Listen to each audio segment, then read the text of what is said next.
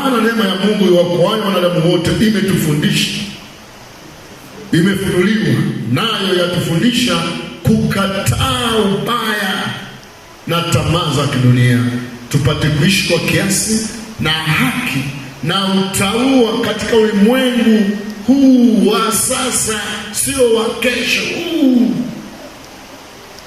Tukikataa ushawishi wa dhambi tutashinda. Wapendwa, Bwana Yesu asifiwe. Watumishi wa Mungu, Bwana Yesu asifiwe. Sasa hivi tunapoteza washirika wengi, wanahamia, mwingine wanahamia kihuduma, wanamwambia huko hawezi kusaidia, njoo huku.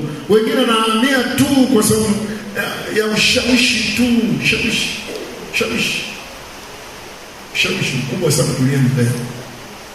Lakini wewe kama wewe katika imani hii ya kwetu, tunaiamini imani itakayokusaidia.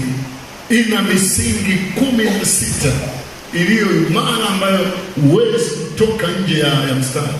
Labda wewe tu uwe mdokozi wa mawazo ya watu, lakini simama kwenye imani hii, wala usimsikilize mtu.